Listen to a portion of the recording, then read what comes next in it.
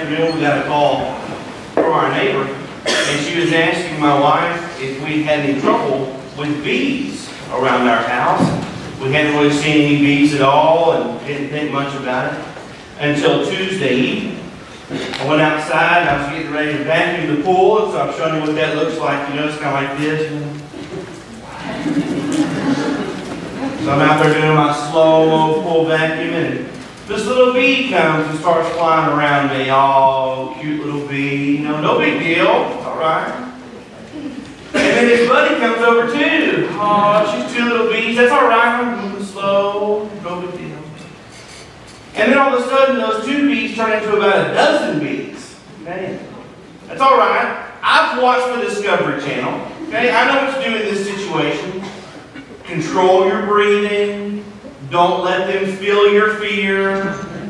Be very still. Right? So I stopped mine. I'm not moving. Okay? As long as I don't bother them, they won't bother me. Right? That's what I've been taught my whole life. So I'm just thinking that. Be still. Don't aggravate them. Be fine. Control your breathing. Bam! He stung me right here in the forehead. Right in the forehead. Let me tell you, there's not many things more challenging than trying to control your breathing and stay calm when you get stung in the forehead by a bee. So, I guess it went straight to the chemicals in my brain that I was in fight or flight mode. So I went into automatic Jackie Chan ninja. And so I saw this thing in my mind to where I could just do these karate moves and cut all bees in half with my hands. That's what I was thinking. You can see it, right? And then I'd be done. And as I went into these karate moves, it seemed that the bee population increased around me. And so it went from a dozen bees to look at something like this. Oh yeah. That's what I had going on in my backyard. So I take off running as fast as this guy can run to try to get in the house. And the whole time I'm thinking in my mind, that Discovery Channel done did lie to me. There is no such thing as don't mess with them and they won't mess with you. I controlled my breathing, I didn't exhibit fear, and they attacked me anyway. That secret don't work with these aggressive bees that are in my backyard. They work somewhere else, but they don't work in my backyard. We love to have these secrets in life that work. Hey, I want to know the secret that if I spill grape juice on the carpet, how can I get that out? I want to know the secret to be able to pick my kids up from school and not have to wait in line for 2.5 hours. I want to know the secret to Grandma's chicken fried steak. Why does mine never taste like hers? I want to know these secrets and I want them to work. This morning we're going to look at 3 secrets that help us to see the power and the reason why we need to get back to serving. If you have your Bibles, turn to the book of Mark. We're going to be in chapter 10 today, verses 35 through 45. This is our 4th week in our Back To series. So first we saw we need to get back to prayer. We need to get back to the Bible. We need to get back to church. And number 4 this week, we need to get back to serving. Mark chapter 10, verses 35 through 45. To get back to serving, we must learn, number 1, the sanctification of serving. So Jesus has been ministering with his disciples for a few years. Day in and day out, they are walking and they are living, they are doing life together. Miracles are being performed, people are being saved. As they travel down the road to Jerusalem, Jesus tells them, now guys, listen, when we get up here to Jerusalem, I'm going to be taken into captivity and I'm going to be handed over. And I'm going to be beaten and I'm going to be mocked and I'm going to be spit upon and then I'm going to be crucified. But 3 days later, I will be risen again. And I don't know how well they fully comprehended or understood what he was saying. I don't know if in their own minds they said, yes, Lord, we know exactly what's going to happen. We hear you clearly. But it says it's the 3rd time that he's told them what's going to happen. And then this conversation takes place. Verse 35. And James and John, the sons of Zebedee, They came up to him, and they said to him, "Teacher, we want you to do for us whatever we ask of you." So I think, if they really understand, if they have this in their mind, okay, we're going to get to Jerusalem and Jesus is going to be taken away from us. That means no more following him, no more learning from him in person, no more having him be our guide and our protector. And so they have one last thing that they want to ask him. And I think in my mind, if my children come to me and they say, "Dad, we're going to ask you for something," and you have to promise to say yes, even before we tell you what it is, then I'm going to go, "Yeah, right." That would be a big negatory on the shadow response meter. Not going to happen. And yet here they come, and of all the things they could ask, "Lord, what happens next? What do we do when you're gone? Lord, we were going to ask you of one thing, just one thing. We need you to promise us that we're going to be okay, that you won't go. We want you to tell us that when we get there, you won't do it because we can't live without you." Of all the things they could ask him, I wonder what it will be. Mark chapter 10, verse 36. And he said to them, "What do you want me to do for you?" And they said to him, "Grant us to sit, one at your right hand and one at your left, in glory." Now to the ear, this sounds beautiful to me. If they fully understand what's about to happen and Jesus is about to be gone, but one day he's coming back. And I say, "Lord, we love you so much that when you come back in glory, we want to be right beside you. We don't ever want to be away from you. We want to be your right hand and your left hand because we love you that much that we want to serve you for eternity and be as close to you as possible." That sounds beautiful, but that's not what they're asking. Matthew 19. Jesus said to them, "Truly I say to you, in the new world, when the Son of Man will sit on his glorious throne, you who have followed me will also sit on 12 thrones, judging the 12 tribes of Israel, and everyone who has left houses or brothers or sisters or father or mother or children or lands for my name's sake will receive 100-fold and will inherit eternal life. But many who are first will be last, and the last first." They understand this picture. There's going to be a new world when Jesus comes back. And he says he's going to sit on the throne. He's going to be the ruler of all things. And for those that follow him, they will be sitting on thrones all around him. So they understand a great reward is coming. And of all the questions, of all the requests they can make for this, maybe one of the last conversations they could have with him. "Lord, how can we persevere? Jesus, how can we endure the persecution? What is our next mission?" Of all these things, they say, "Master, when you come back in your glory and you reign from that throne, we know that you love everyone here. And we know that your disciples are your friends. But if we're real honest, wouldn't you say that me and James are your best friends? And wouldn't you say that us three, James, John, and Jesus, we are like the inner circle? Okay? We are the best of the best when it comes to this group. And don't you think that we're a little bit higher than all the rest of the disciples? In fact, to the place that we should be the ones who sit at your right and at your left, which would not be a place of intimacy or a place of closeness outside here. That is them saying, "Lord, we want to be the most respected persons in the room. Lord, we want to sit at your right and your left of us. We want authority. And we want power. We want people to say, hey, look at James and John. They are sitting right next to Jesus. They may be way up here." Wonder how Jesus thought about this request.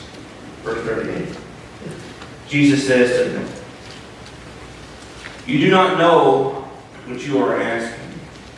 Are you able to drink the cup that I drink, or to be baptized with the baptism with which I am baptized? Well, Jesus is giving them a reality check here. You have no idea what you're asking for, because I'm going to go to this place and I'm going to walk through something that you can't even imagine. When I come back, I'm going to be sitting on a throne, but the place that I sit and the place of authority that I have is deserved and it's earned. Are you willing to do the same? Are you willing to drink of the cup of suffering? Are you willing to experience the baptism of God's great wrath? Are you really willing to walk through what is required of me? Verse 39.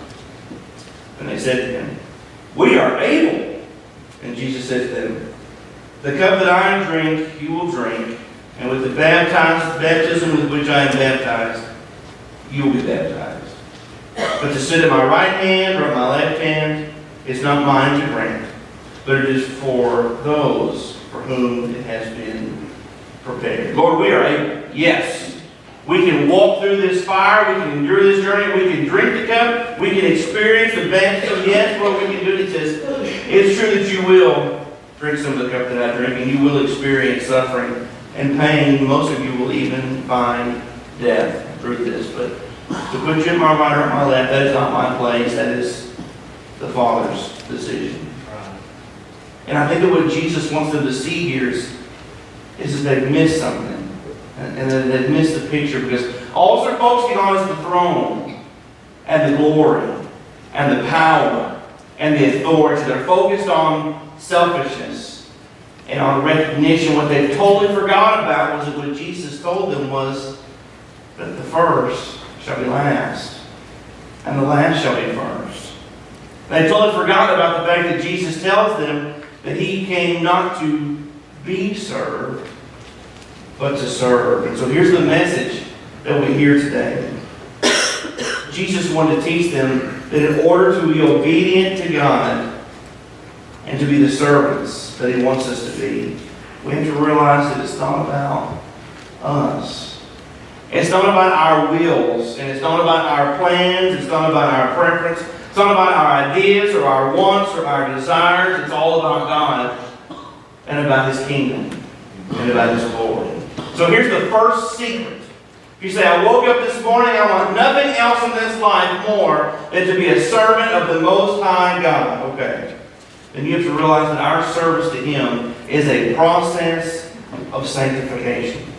Because it means that when we humble ourselves before God, we begin to realize just how big he is and how small that we are. It's in that moment that we show humility, that we recognize he is the master and we are the slave. It's when we choose to walk through fires and persecution and put him first above all things. It's then that we understand the meaning of holiness and how to get back to serving God, because that's what Jesus taught us with his life. Amen. We have to experience the sanctification of serving, and then number two, the sacrifice of serving. So if you didn't get to spend any time this week with Pastor Rufus Kamalaka, I want to tell you a little bit about him. We have a couple of pictures here. Pastor Rufus is a servant of the Lord, and he is one of our pastor friends from India, from our mission we support there in Alma. And so you see these images here on the left. He's putting his feet on these children. He tells stories about children who are 10, 11, 12 years old, and they've never had a pair of shoes in their life. And he puts these shoes on these children's feet. And the top in the middle, you see a water well. They call the Jesus wells. These are people that maybe travel miles and miles and miles a day to go back and forth collecting water. And then they're able to have their own water. You see them on the right standing there before a cross and before an altar. So Pastor Rufus spoke to our women's ministry on Tuesday morning. And they tried to give him a big intro, right? This is Pastor Rufus, and let us tell you about him. Pastor Rufus has probably shared the gospel with thousands, maybe tens of thousands of people. Maybe more souls have come to Jesus because of his words than our whole church put together. Pastor Rufus meets needs and he serves the lowest of the low. Pastor Rufus gets checks from churches for $5,000 written in his name and sends them back and says you need to change that check, not the amount, but the name on the check to say Alma Ministries and not Pastor Rufus. There's another picture of him here. You see the warmth of his smile and of his eyes. Pastor Rufus deserves honor and respect. In my opinion, he should be placed way up here because of the way he serves the Lord. And they said all these great things about Pastor Rufus and what he does. He walks up to the microphone and he says, "Oh, thank you for the introduction, but I am just a slave to the gospel." That's it.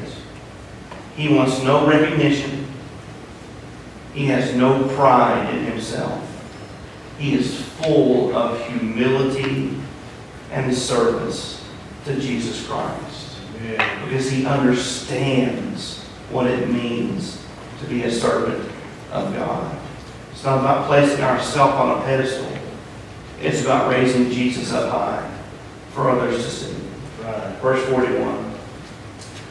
And when the 10 heard it, they began to be indignant at James and at John. So how did they hear?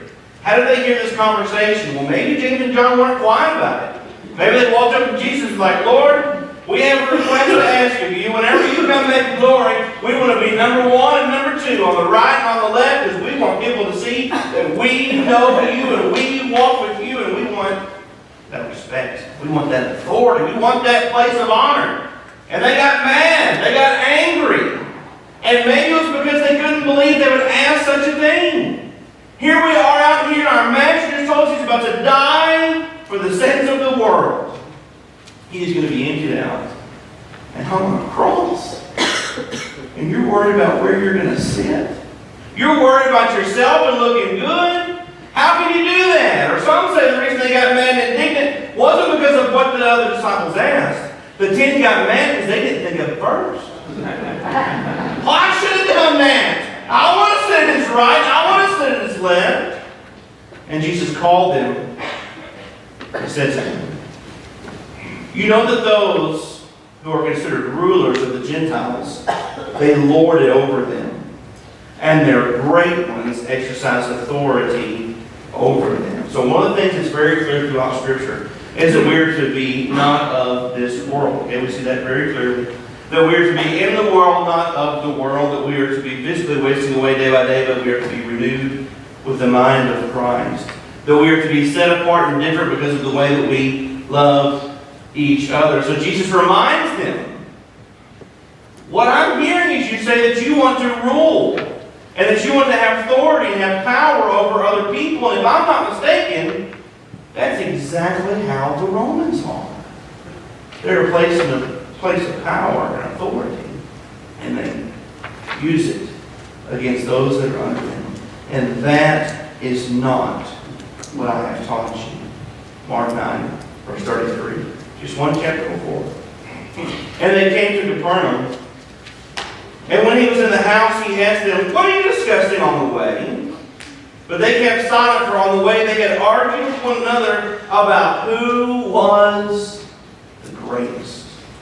And he sat down and he called the 12, and he said to them, "If anyone would be first, he must be last of all and servant of all." He's already had to address this. He says, the Romans are full of pride and selfishness, and you are acting just like them. We are on our way to minister, and you're arguing about who will be the greatest. To be a servant of God, we have to be willing to sacrifice. Right. You see, he says when we live a life of jealousy and resentment, arguing about who's going to be the greatest, then we're going to live a life serving our true God, who is ourself. That is not what we're called to do. To be a servant of sacrifice, it means that we don't ever want to be the center of attention. But we always want Jesus to be the center of attention. Amen. It means that we lay aside our fleshly desires to be seen and to be recognized. It feels good to the flesh. But we find comfort knowing that we are a servant of the Most High God. So the world says we should do everything that we can to make ourselves look good and put ourselves on a pedestal. And Jesus says, that is not what I have taught you. And that is not what I have shown you. To be a servant of sacrifice means that we put the needs of others before our own. It means that we love the unlovable, we forgive the unforgivable, and we serve those that the world thinks are not worthy of being served. We show grace. We become the hands and the feet of Jesus Christ because Christian service requires sacrifice. Right. And the world says sacrifice less and be selfish more, and Jesus says sacrifice everything and we'll gain it all. Number 3, we have to understand the saturation of serving. There was a man who testified in a meeting with D.L. Moody. They're sitting in, they're talking, and he stands up proud and boastful and says, well, I just spent the last 5 years of my life living on the Mount of Transfiguration. And D.L. Moody asked him, well, tell me, how many souls did you lead to Christ last year? The man said, I'm not really sure. Well, how many souls did you lead to Christ over the last 5 years? So I don't really remember any souls that I led to Christ. And D.L. Moody said, well, then we don't want that kind of mountaintop experience here. When a man gets up so high that he cannot reach down to save poor sinners, something is wrong. Yeah. Serving is not a weekly commitment. It's a way of life. Verse 43. But it shall not be so among you. But whoever would be great among you must be your servant. And whoever would be first among you must be slave of all. That's the way of the Romans, and that's the way of the world, to be high above everybody else and to desire them to look up to you and you to have power and authority over them. But that is not the way that I have called you. In fact, I've called you to be a slave. Who in their right mind would have the authority and the power and the honor of being served and yet would choose to serve instead? Jesus. Verse 45. For even the Son of Man came not to be served, but to serve, and to give his life as a ransom for many. See, if anybody has authority and power, it's Jesus Christ. God in flesh, who came down to this world, who had every right and honor and ability and authority, who had the great privilege of saying, I will sit high on his throne above you all as the Son of God. And yet he chose not to do that. He came wrapped in flesh and lived among sinful and selfish people. Right. And instead of being served, he wrapped himself in a cloth and he washed their filthy feet. Because he says we are called to be a people of love. And you can't love unless you serve. Right. How are you serving God? Are you following his will or are you following your own? How are you serving your family? Do you rule and reign over them? Or do you serve them sacrificially and lead by example? How are you serving your friends? Are you willing to put their needs before your own? How are you serving your co-workers? How about your neighbors? Can they tell there's something different about the way you live your life and treat people? How are you serving the lost? Are you willing to sacrifice your comfort and your time to share Jesus with them? How are you serving the church? Are you using your gifts? Are you using your abilities? Are you plugged in? Are you giving? Are you sacrificing? Are you serving the body for the glory of the King? Are you only serving to be recognized? Or are you only serving because it's convenient for you? There's a poem called Self-Righteous Service. Self-righteous service comes through human effort, but true godly service comes from a relationship with Jesus. Self-righteous service desires attention, but true service is fueled by humility. Self-righteous service requires external reward, but true service brings inner peace. Self-righteous service is highly concerned with the results, but true service is faithful obedience regardless of the outcome. Self-righteous service picks and chooses whom to serve, but true service is indiscriminate in its ministry. Self-righteous service fractures community. True service builds community. Self-righteous service is affected by moods and whims.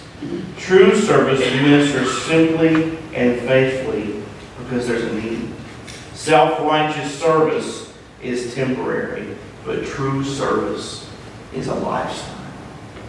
We have to understand the sanctification of serving, because humble service leads to holiness. We have to understand the sacrifice of serving, because in laying down our lives, we gain everything. We have to understand the saturation of serving. It is not a momentary commitment. It is a Jesus-imitating lifestyle.